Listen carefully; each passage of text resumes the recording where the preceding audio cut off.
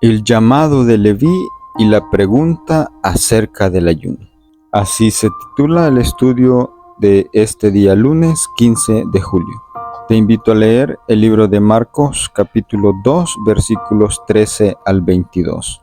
Y responde la pregunta: ¿quién era Leví, el hijo de Alfeo? ¿Y por qué podría haber surgido alguna objeción a que llegara a ser un discípulo de Jesús? El pasaje de Marcos 2, 13 al 17 relata el llamamiento de Leví, también conocido como Mateo, para ser uno de los discípulos íntimos de Jesús. Leví, hijo de Alfeo, era un publicano.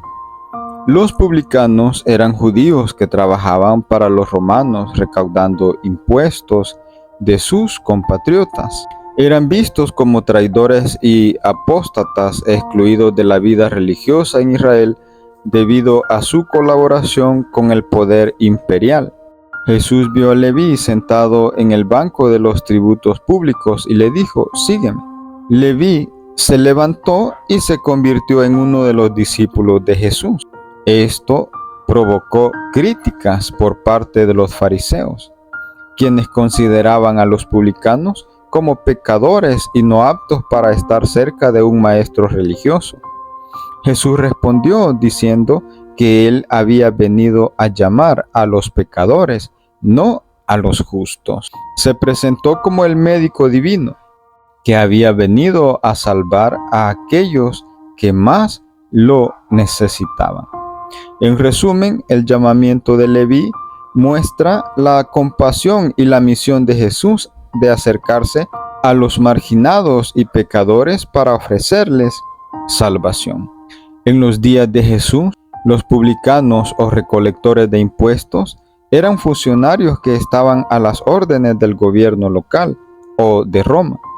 No eran populares entre la población judía en Judea porque a menudo exigían más de lo debido y se enriquecían a costa de sus compatriotas. El tratado Mishnaico Toorot, un comentario judío acerca de la ley religiosa, dice: si un publicano entra en una casa, todo lo que está dentro de ella se vuelve inmundo.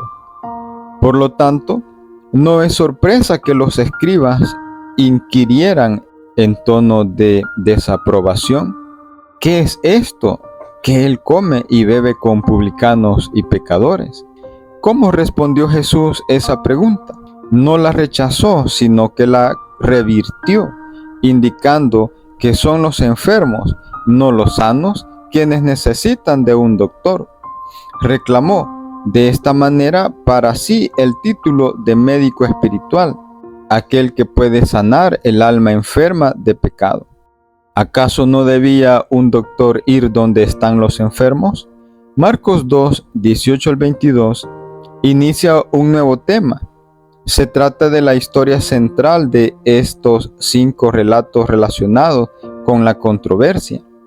Mientras que la sección previa incluyó una fiesta provista por Leví, esta gira en torno a la pregunta de por qué los discípulos de Jesús no ayunan, a diferencia de los de Juan el Bautista y de los fariseos. Jesús responde con una ilustración o parábola en la que compara su presencia con una fiesta de bodas. Sería inconcebible que en una ocasión tal los invitados ayunaran, pero Jesús predice un día en el que el novio le sería quitado. En alusión a la cruz, habría entonces tiempo de sobra para ayunar. Jesús continúa con 2 ilustraciones que subrayan el contraste entre sus enseñanzas y la de los dirigentes religiosos: la del remiendo de tela nueva en un vestido viejo y la del vino nuevo en odres viejos. Qué manera interesante de contrastar las enseñanzas de Jesús y la de los dirigentes religiosos, ya que muestra cuán corrompidas habían llegado a estar las costumbres de los maestros. Sin embargo, aún la religión verdadera puede convertirse en tinieblas si las personas no son cuidadosas.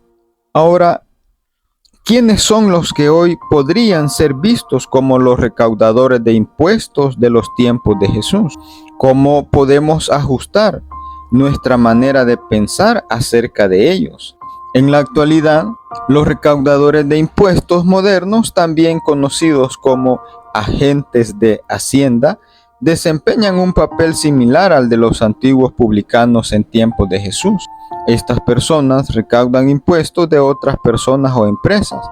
Aunque históricamente se les ha retratado negativamente, es importante recordar que su función es esencial para el funcionamiento de las finanzas públicas. Podemos ajustar nuestra percepción al reconocer que su labor contribuye al sostenimiento de servicios y programas que benefician a la sociedad en su conjunto. Ahora termino con el comentario de la escritora Elena White y dice: Mateo, humildemente agradecido, deseó demostrar su aprecio por el honor que había recibido, e invitando a los que habían sido sus compañeros de negocios, placer y pecado, preparó una gran fiesta para el Salvador. Si Jesús estuvo dispuesto a llamarlo a él, que era tan pecador e indigno, con seguridad aceptaría a sus antiguos compañeros, que según creía Mateo, eran mucho más dignos que él.